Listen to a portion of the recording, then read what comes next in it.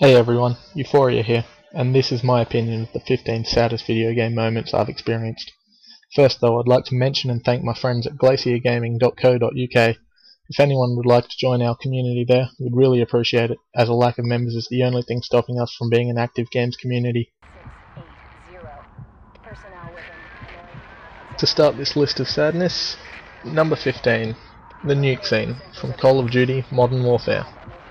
Picture this. You're in a war, fighting not only to save yourself, but all those around you as well. A friendly chopper goes down, and you're the person who must save the pilot. You race in against enemy gunfire and unbelievable odds, grab the injured pilot, and race back to the transport chopper. Finally you make it there, and during takeoff, a warhead goes off in a nearby city, destroying everything around you. Your transport chopper's knocked out of the sky by the blast, and you spend the last few moments of your life seeing the burned corpses of your fellow soldiers who were just fighting alongside moments ago, and the decimated, disintegrating rubble of the city.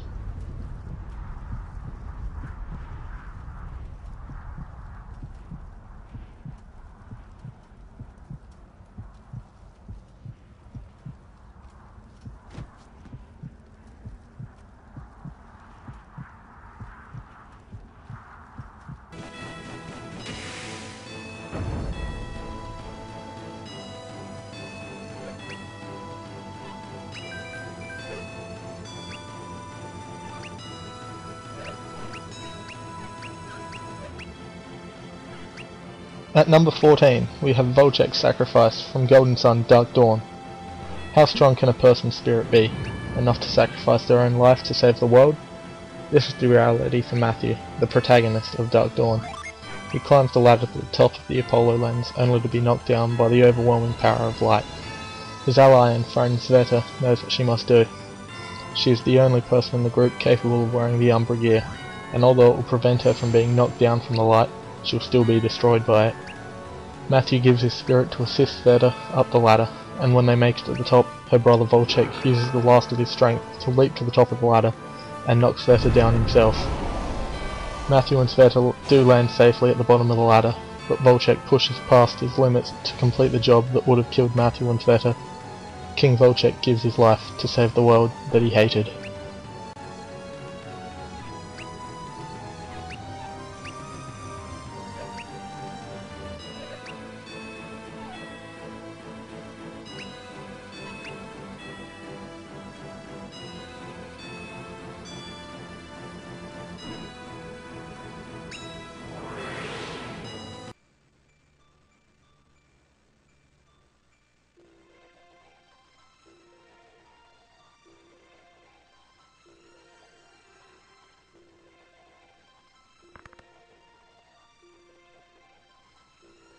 At number 13, the final scenes from Final Fantasy Tactics War of the Lions.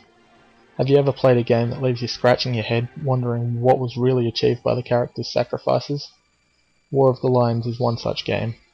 At the end, the two main characters, Ramza and Alma, are left buried alive. King Delita and Queen Ophelia kill each other, and Auron gets burned at the stake for trying to expose the church for the monsters they were. However, did Ramza and Alma really die after all?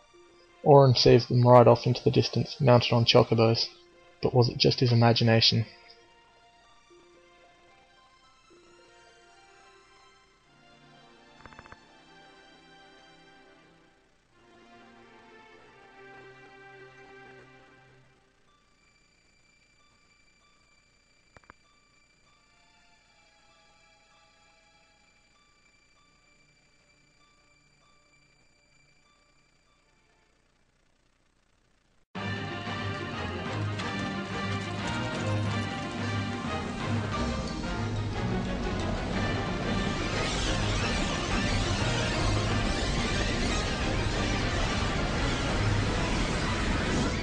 Number 12 may come as a surprise to many, as it even came as a surprise to me.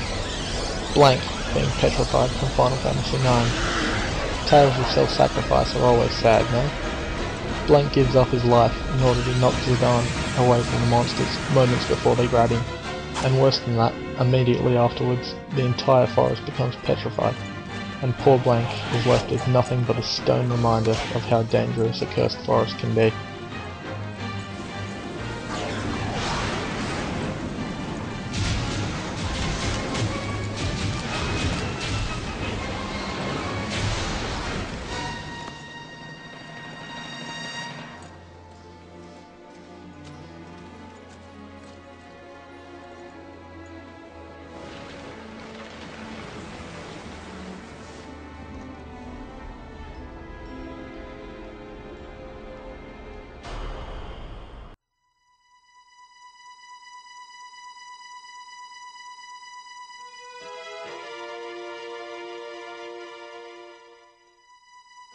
At number 11, the Deku Butler from Legend of Zelda Majora's Mask. Albeit a short clip and bearing little relevance to the game, the sheer memory of first seeing this at the end of the credits is enough to run a chill down my spine. At the start of the game, Link is transformed into a Deku by the Skull Kid, and during the course of the game we learn that transformation masks are only possible by capturing someone's soul. Shortly after becoming a Deku, Link runs past a tree and Tattle mentions how sad it looks, and after the first dungeon, the butler to the Deku royal family mentions losing his son, and what a resemblance Deku Link shares with him.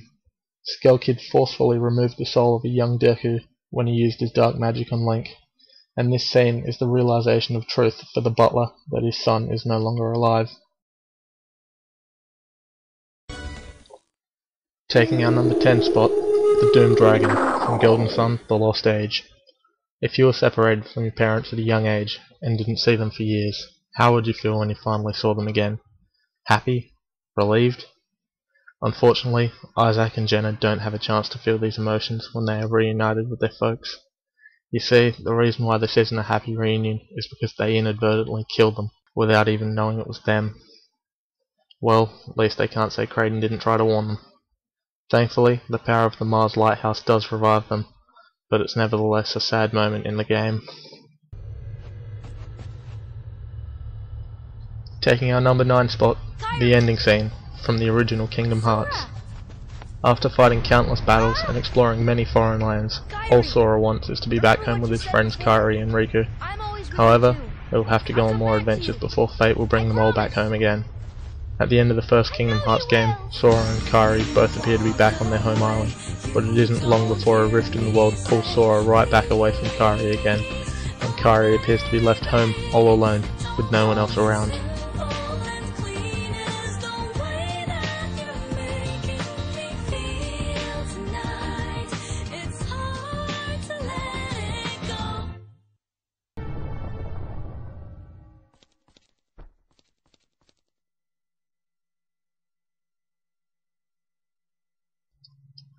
At number 8, we have The Lovers from Legend of Zelda Majora's Mask.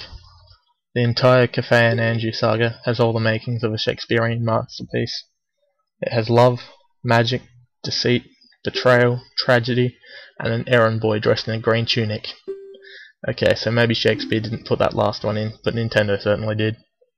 You spend 3 whole days trying to bring these Romeo and Juliet characters back together, and you unravel one hell of a story in the meantime. You deliver letters, you give gifts, you have late night rendezvous with characters, you infiltrate a thief's secret lair, and at the end you reunite the lovers, who get to spend all of about 5 minutes together before the moon crashes into their town, killing everyone.